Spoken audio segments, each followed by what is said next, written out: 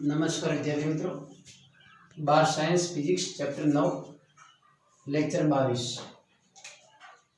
अंदर मित्रों प्रश्न जो अपना वक्र सपाटी दाखला कि कोई आ प्रकार की वक्र सपाटी हो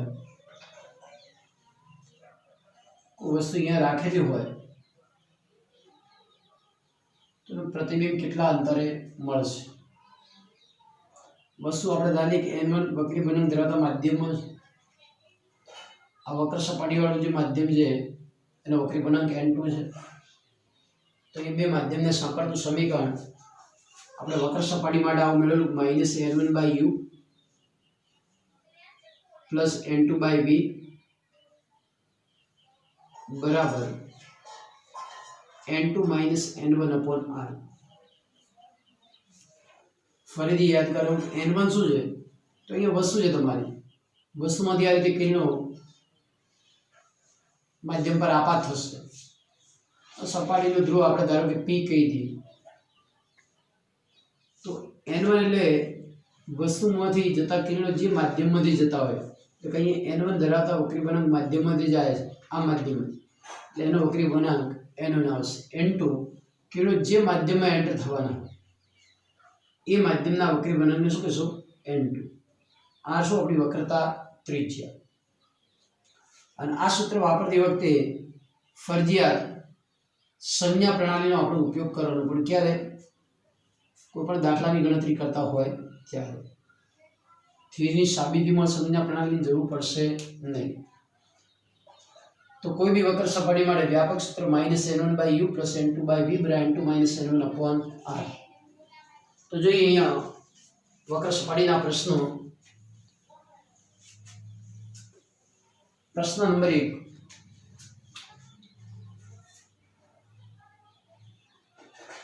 एक वक्र सपाटी आपी दीधी आपणे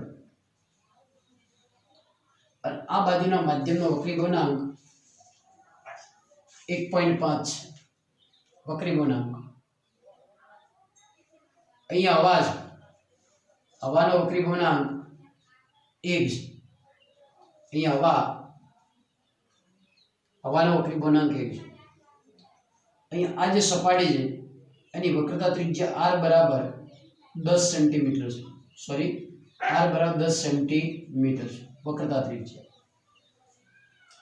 तो सपाटी थी 20 सेंटीमीटर ना अंतरे सपाटी थी 20 सेंटीमीटर ना अंतरे मूकेली वस्तुनु प्रतिबिंब क्या आगळ मळशे वास्तविक हशे के आभासी हशे अने क्या आगळ मळशे। नंबर 1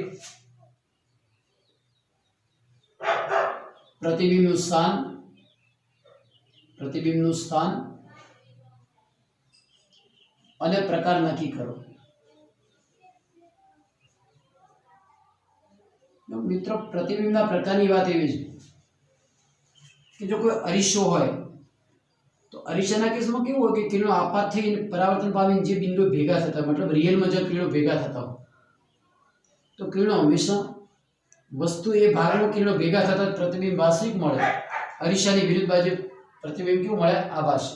आ परावर्तननी घटना छे पण वक्रीभवननी घटनामां एवुं होय कि प्रकाशनुं किरण ए वक्रीभवन पामीने आगळना माध्यममां ज जतुं होय ए कदापि परावर्तन पामतो नथी।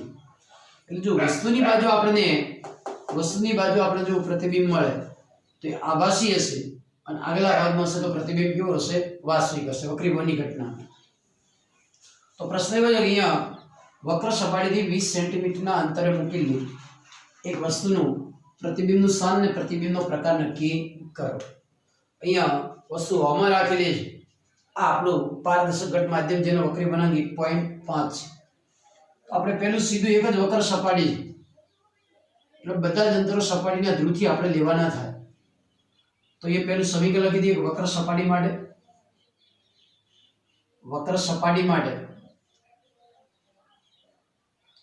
-n1/u + n2/v बराबर n2 - n1/r। बधी ज किंमतो मूकी दीए। पहली बात करशो n1 नी तो अहींया जे किरण छे क्यांथी जवानुं हवामांथी तो हवानो वक्री वलय કેટલો આવશે 1 तो n1 બરાબર 1 આવશે. n2 કેટલો લેવો? તો કિરણ હવામાંથી આ માધ્યમમાં એન્ટર થાય જેનો વક્રી બનાવ કેટલો 1.5 છે. n2 બરાબર 1.5. u કેટલા છે? તો u એટલે વસ્તુ અંતર. ધ્રુવથી આ અંતર આપણે ગણવાનું, પણ જે આપાત કિરણ કરતા વિરુદ્ધ દિશામાં, એટલે u બરાબર -20 સેન્ટીમીટર. v શોધવાના છે, પ્રતિબિંબ અંદર શોધવાનું. આ શું આપણી વક્રતા ત્રિજ્યા. તો આમ વક્ર સપાટી આ પ્રકારે છે, તો ગોળો અહીંયા આ રીતે પૂર્ણ થશે, તો એની વક્રતા ત્રિજ્યા r બનશે, જે આપણને 10 આપે છે, જે આપાત કિરણની દિશામાં છે. વક્રતા ત્રિજ્યા કઈ દિશામાં? આપાત કિરણની દિશા. તો r બરાબર +10 સેન્ટીમીટર બનશે. કેટલા બનશે? +10 સેન્ટીમીટર. કિંમતો મૂકી દો. સમીકરણ -n1 upon u, u એટલે 20 સેન્ટીમીટર, પણ કેવા આવશે? -20 પ્લસ n2 1.5. v આપણે શોધવાના છે. n2 n1 upon r. r કેટલા છે? 10. આપાત કિરણની દિશામાં એટલે +10 આવશે. 1/20 પ્લસ 1.5 upon v બરાબર 0.5. 0.5/10 એટલે આપણને અહીંયા મળશે 1/20 મળશે. કેટલા મળશે? 1/20. 1/20 મળશે. તો અહીંયા આપેલ બાજુ પ્રશ્ન બદલે કેવા થશે? -1.5/v બરાબર 0 થશે. બરાબર કેટલા થશે? 0. 1/20 -1/20 એટલે 0 થશે. માટે v ને કરતા બનાવશો તો v બરાબર 1.5/0, મતલબ જવાબ આવશે તમારો ઇન્ફિનિટી. અને મતલબ એ કે આ પ્રતિબિંબ અનંત અંતરે રચાશે. કેવું રચાશે? અનંત અંતરે રચાશે. આ ભાગમાં રચાશે, જવાબ પ્લસ આવવાનો, એટલે પ્રતિબિંબ વાસ્તવિક હશે. અને કેવા અંતરે રચાશે? અનંત અંતર. પ્રતિબિંબનું સ્થાન ક્યાં હશે? અનંત અંતરે હશે. અને વાસ્તવિક પ્રતિબિંબ હશે. કેવું હશે? વાસ્તવિક હશે. ખૂબ મોટું પ્રતિબિંબ આપણને મળશે. આ જ પ્રકારનો બીજો પ્રશ્ન આપણે લઈ લઈએ.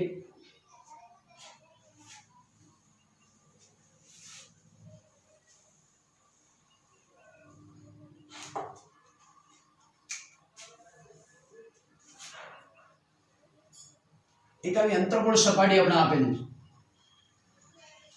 દરેકની વક્રતા ત્રિજ્યા r બરાબર 10 સેમી છે. વક્રતા ત્રિજ્યા કેટલી? r બરાબર 10 સેન્ટીમીટર છે. આ ભાગનો વક્રી ગુણાંક 1.5. હવામાં એક વસ્તુ રાખેલી છે. અહીંયા હવામાં એક વસ્તુ 10 સેન્ટીમીટરના અંતરે રાખેલી, સોરી 20 સેન્ટીમીટરના અંતરે રાખેલી છે. તો ફરીથી પ્રતિબિંબનું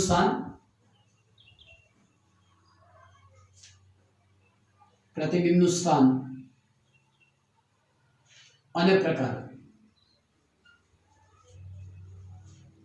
તો ફરીથી અહીંથી કિરણ તમારું હવામાંથી જવાનું છે. આ હવા જ લાવવાનો. વક્રી ગુણાંક કેટલો લેશો? 1. તો કેની હવામાંથી અહીંયા જશે, તો n1 બરાબર 1, n2 બરાબર 1.5. વસ્તુ અંતર અહીંથી તમારે ગણવું પડશે. તો વસ્તુ અંતર તમારું આવશે -20. u બરાબર -20 સેન્ટીમીટર. v આપણે શોધવાના છે. વક્રતા કેન્દ્ર માટે આવો ગોળો પૂર્ણ કરવાનો, મતલબ વક્રતા કેન્દ્ર આ ભાગમાં હશે, c અહીંયા હશે, તો r પણ કેવું આવશે? માઇનસ. r બરાબર -10 સેન્ટીમીટર. ફરી વક્ર સપાટી સમીકરણ લાગુ પાડો. -n1/u plus n2/v, n2 n1 upon r. કિંમતો મૂકી દો. n1 એટલે હવામાંથી કેને જાય? 1 આવશે. u તમારા -20, n2 1.5, v શોધવાના 1.5 - 1, r 10 છે, પણ આ દિશામાં આપાત કિરણ કરતા કઈ દિશામાં? વિરુદ્ધ દિશામાં, એટલે -10. આ કિંમત આપણી 1 ભાગ્યા 20 1.5 ભાગ્યા v બરાબર અહીંયા આવશે 1.5 ભાગ્યા 20 એટલે માઇનસ 1 ભાગ્યા 20 આવશે माइनस 1 भाग्या 20 छेद में माइनस से 1.5 अपॉन b बराबर माइनस 1 भाग्या 20 पहली बात जाए तो माइनस 2 भाग्या 20 थशे કેટલા થશે माइनस 2 भाग्या 20 ખબર પડી હશે તમને माइनस 2/20 એટલે મળશે આપણને આવું કે 1.5 भाग्या v बराबर माइनस 1 भाग्या 10 तो v ने करता बनावशो तो v बराबर आपने મળશે माइनस 15 सेंटीमीटर હવે હંમેશા તમને ખ્યાલ આવે પ્લસ અને માઈનસ સંજ્ઞા પરથી આપણે ખ્યાલ આવે પ્રતિબિંબ કઈ બાજુએ રચાશે તો અહીંથી આ દિશામાંના અંતરો પ્લસ થઈ જાય આ દિશામાંના અંતરો માઈનસ થઈ જાય એનો મતલબ એ તો પ્રતિબિંબ આ ભાગમાં રચાયું છે પ્રતિબિંબ આ ભાગમાં રચાયું છે आ भाग में प्रतिबिंब रचायु होय थे અહીંથી આ 10 સેમી છે તો પ્રતિબિંબ અહીંયા રચાયું છે આ આપણી ઇમેજ અહીંયા છે તો પ્રતિબિંબનું જે સ્થાન છે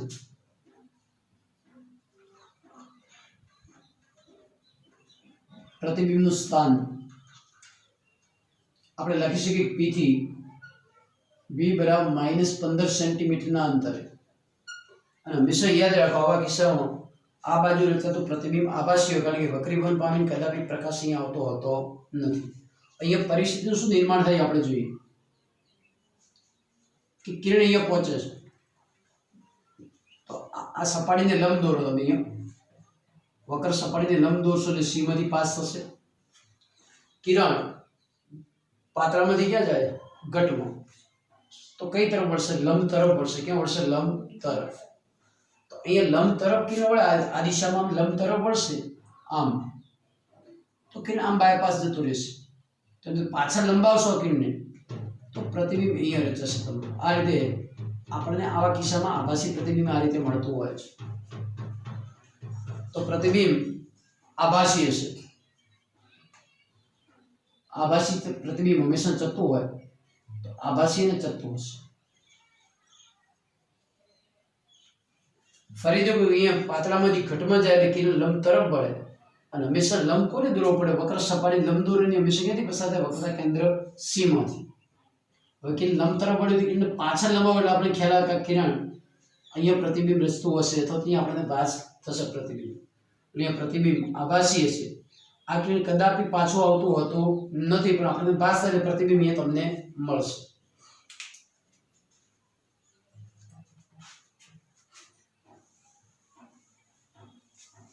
आज समीकरण आपणे सेम रीते बे वक्र सपाटी माटे एप्लाय करीए કેટલી બે વક્ર સપાટી માટે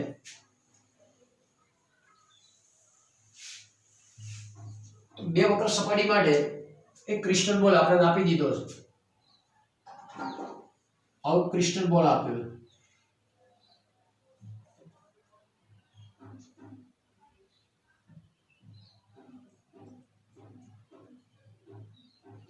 જેની ત્રિજ્યા બોલની ત્રિજ્યા 25 સેન્ટીમીટર છે આ ગોળાનું કેન્દ્ર બનશે આ પણ 25 હશે આ પણ કેટલું હશે 25 ગોળાની આ જે સપાટી છે જેને આપણે AOP કહી દઈએ સોરી APB કહી દઈએ તો અહીંયા P થી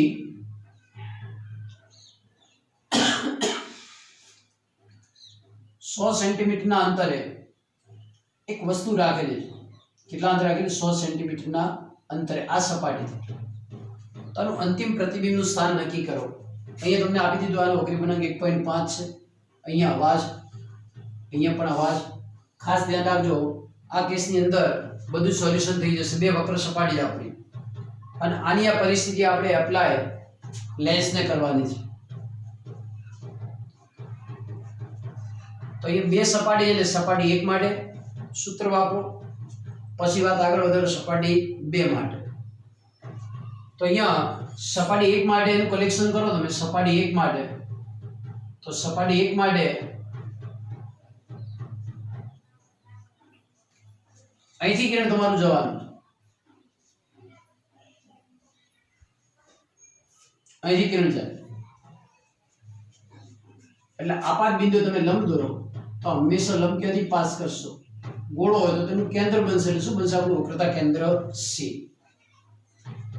તો સપાટી 1 માં કિરણ હવામાંથી કાચમાં જાય તો કૃષ્ણ બોલમાં જાય તો અહીંયા n1 બરાબર 1 આવશે અને n2 બરાબર 1.5 આવશે u કેટલા તો u અહીંથી માપવાના જે આપણા આપાત કિરણ કરતા કેવી દિશામાં છે વિરુદ્ધ દિશામાં કિરણો આમ જાય માપશો તમે અહીંથી માપશો તો u બરાબર -100 સેન્ટીમીટર v શોધવાનો છે વક્રતા ત્રિજ્યા r આ આપણું r થશે જે આપાત કિરણની દિશામાં છે r કેટલી લેવી તો અહીંયા આપણે આપી કેટલી આપી 25 સેન્ટીમીટર તો r પ્લસ આવશે r બરાબર +25 સેમી તો સપાટી 1 માટેનું પ્રતિબિંબનું સ્થાન એટલે કે પ્રતિબિંબ ક્યાં આગળ રચાશે આપણે નક્કી કરવું v1 નક્કી કરવું શું નક્કી કરવું છે v1 તો -n1/u પ્લસ n2/v બરાબર n2 - n1 upon સપાટી 1 ની વક્રતા ત્રિજ્યાને આપણે શું કહી દઈએ r તો r1 બરાબર અને r1 કહી દઉં કિંમતો મૂકશો n1 ની કિંમત કેટલી 1 કારણ કે હવામાંથી કિરણ જાય એટલે 1 આવશે u તમારા કેટલા -100 n2 1.5 v સપાટી 1 માટે શોધવાના એટલે આપણે શું કહી દઈએ v1 અહીં n2 - n1 1.5 -1 ભાગ્યા 25 1 ભાગ્યા 100 પ્લસ 1.5 ભાગ્યા v1 અહીંયા 0.5 ઓછા 1 એટલે 1 ભાગ્યા 50 તો 1.5 ભાગ્યા v1 બરાબર 1 ભાગ્યા 50 ઓછા 1 ભાગ્યા 100 તો અહીંયા આપણો જવાબ આવશે 150 આવશે v1 બરાબર 150 સેન્ટીમીટર એટલે કે +150 આયા એનો મતલબ એ કે આ જે પ્રતિબિંબ છે આ p થી 150 સેન્ટીમીટર ના અંતરે 25 50 અને અહીંથી 100 સેન્ટીમીટર ના અંતરે આપણી ઇમેજ રચાશે સપાટી 1 વડે રચાતી ઇમેજને આપણે i1 કહી દઈએ સપાટી 1 વડે રચાતી ઇમેજને તમે શું કહી દો i1 અહીંથી 150 એટલે અહીંથી 100 થશે આ ઇમેજ અહીંથી 100 સેન્ટીમીટર ના અંતરે રચાય 50 આ આવશે મિત્રો ધ્યાન એ રાખવાનું થાય કે હવે પછી આ જે ઇમેજ છે એ સપાટી 2 માટે આને સપાટી આપણે 2 કહી દઈએ સપાટી 2 માટે આભાસી વસ્તુ તરીકે વર્તે છે એટલે કે આપણે વસ્તુ તરીકે હવે આ નથી ગણવાનું થતું પ્રતિબિંબ i1 ને લેવાનું થાય તો અહીં i1 પ્રતિબિંબ સપાટી 2 માટે વસ્તુ તરીકે વર્તે છે તો સપાટી 2 માટે વસ્તુ અંતર આટલું થશે અને જે આપાતકીની દિશામાં છે મિત્રો આવા જ કિસ્સામાં વસ્તુ અંતર પ્લસ આવશે એટલે અહીંયા u બરાબર +100 સેન્ટીમીટર ફરીથી યાદ દેવરાવું તમને કે આ એક જ એવો કિસ્સો કે જેમાં વસ્તુ અંતર પ્લસ આવશે બાકી રિયલ ઓબ્જેક્ટ હોય તો હંમેશા વસ્તુ અંતર તમારું માઈનસ જ આવશે તો અહીંયા આ અંતર આપાતકીની દિશામાં u પ્લસ આવશે v2 આપણે શોધવા સપાટી 2 વડે રચાતું પ્રતિબિંબનું સ્થાન કિરણનો કેસ વાત કરો આ કિરણ આપણો અહીંયા આવશે જો આ સપાટી ના હોય તો સીધું પ્રતિબિંબ અહીંયા રચાતું સપાટી 1 માટે આ સપાટી નથી એવું વિચારો તો કિરણ સીધું વક્રીભવન પામી નહીં આવતું પણ સપાટી 2 છે સપાટી 2 ને તમે લંબ દોરશો એટલે કિરણનું વધારે પડતું વક્રીભવન થશે એ સાબિત થશે, પણ સપાટી એક જ હોય તો એનું પ્રતિબિંબ અહીંયા રચાતું. V2 હવે N1 ની વાત કરું તો કિરણ અહીંથી અહીંયા જાય છે, ક્રિસ્ટલ બોલમાંથી બહાર આવવાનું છે. N1 બરાબર આપણે લેવા પડશે 1.5 અને N2 બરાબર લેવા પડશે 1. આ 1.5 અને કેટલા આવશે 1. વક્રતા ત્રિજ્યા સપાટી 2 માટેની, સપાટી 2 માટે વક્રતા ત્રિજ્યા આ દિશામાં જવું પડે, આપાત કિરણ કરતા વિરુદ્ધ દિશામાં, એટલે માઈનસ આવશે. R2 બરાબર -25 સેન્ટીમીટર.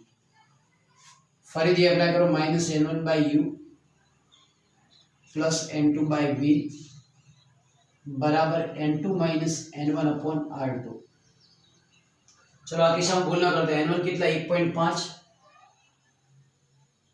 u આ કિસ્સામાં માઈનસ નથી પણ પ્લસ તો સેમ જ, N2 1 આવશે. V2 સપાટી 2 માટે શોધવાના છે. N2 - N1 1 ઓછા 1.5 અને R2 પ્લસ નહીં પણ કેવા આવશે -25 આવશે. તો -1.5 ભાગ્યા 100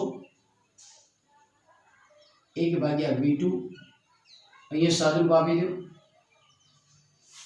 તો માઇનસ માઇનસ પ્લસ થશે એટલે 1/50 આવશે. 1/50 આ પેલી બાજુ પ્લસ થશે. 1/V2 બરાબર 1/50 પ્લસ 1.5 ભાગ્યા 100. તો બનો પણ V2 બરાબર 100 લસા આવશે આપણે 2 અહીંયા આવશે એટલે 3.5. તો V2 બરાબર મળશે આપણને 100/3.5 એટલે કે V2 બરાબર તમને મળશે 28.5 સેન્ટીમીટર. ફાઇનલ પ્રતિબિંબ V2 28.5 સેન્ટીમીટર. ક્યાંથી? અહીંથી 28 સેન્ટીમીટરના એટલે અહીંયા ધારો કે રચાય છે, જેને આપણે I2 કહી દઈએ. શું કહી દઈએ? I2. તો થવા પાછળનું કારણ શું? તો ધારો કે આ સપાટી એક જ હોત તો કિરણ સીધું કોઈ પણ પ્રકારનું બીજી વખત વક્રીભવન અનુભવ્યા સિવાય અહીંયા આવે. સપાટી 2 એટલે કિરણ અહીંથી ઘટમાંથી પાતળામાં લંબથી દૂર જવાનો પ્રયત્ન કરે, કિરણ આમ વળશે અને અહીંયા પ્રતિબિંબ છે. ફાઇનલ પ્રતિબિંબ અહીંયા રચાશે. પ્રતિબિંબ વાસ્તવિક હશે, વાસ્તવિક અને ઉલટું હશે. તો જ્યારે બે વક્ર સપાટી આવે ત્યારે હંમેશા પહેલી સપાટી વડે રચાતી ઇમેજ બીજી સપાટી માટે વસ્તુ તરીકે લેવી પડે. અહીંયા સપાટી એકની ઇમેજ અહીંયા રચાય છે, અહીંથી 150 સેન્ટીમીટરના અંતર, અહીંથી કેટલા 100 સેન્ટીમીટરના અંતર. અહીંથી તમે આપાત કિરણની દિશામાં જો લે, આપણે એના માટે વસ્તુ અંતર કેટલું લીધું? 100. સપાટી 2 માટે વસ્તુ તરીકે હંમેશા શું લેવાનું? તો સપાટી 1 વડે રચાતું પ્રતિબિંબ. આ ભાગમાં રચાતું પ્રતિબિંબ અંતર પ્લસ આવશે, આ ભાગમાં રચાતું પ્રતિબિંબ અંતર કેવું આવશે? માઈનસ. હંમેશા પોલથી અંતર ગણવાના. સપાટી 1 માટે અહીંથી ગણવું પડે, સપાટી 2 માટે અહીંથી ગણવું. આપણે સાબિત કરી શકીએ 28.5 જે વાર્ષિક અને ઉલટું હશે. હવે આ વક્ર સપાટી વાળું જે સમીકરણ છે એ સમતલ સપાટી માટે પણ સમાન રીતે લાગુ પાડી શકાય.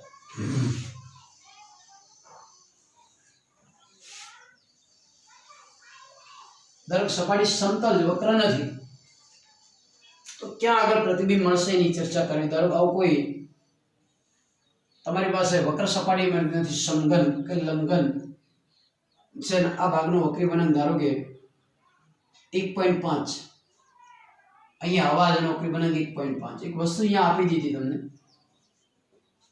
કે એ વસ્તુ 150 સેન્ટીમીટરના અંતરે છે,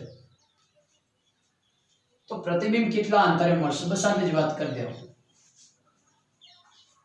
તો N1 કેટલા? હવામાંથી જવાનું કિરણ N1 બરાબર 1, N2 જેમાં એન્ટર થવાના વક્રીભવન 1.5, u કેટલા? -150. v શોધવાના થાય આપણે. પ્રતિબિંબ કેટલા અંતરે રચાશે?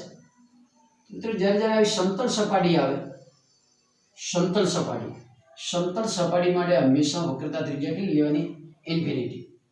એકદમ ઈઝી થઈ જાય પ્રશ્ન. -N1/u N2/v બરાબર N2 - N1/r. N1 અહીંયા 1, u કેટલા? -150, N2 કેટલા છે? 1.5, v ફાઇન્ડ કરવા છે.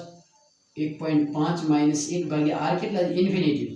હંમેશા સમતલ સપાટીની વક્રતા ત્રિજ્યા કેટલી હોય? ઇન્ફિનિટી. એટલે આ 0 થઈ ગયો. આ ભાગ કેટલો થઈ ગયો? 0. આપણે આવું મળશે 1/150 પ્લસ 1.5 ભાગ્યા b બરાબર 0. બરાબર 0. આ પેલી સાઈડ લેજો. 1.5 ભાગ્યા b બરાબર -1/150. તો b બરાબર -225 સેન્ટીમીટર આપણને મળશે.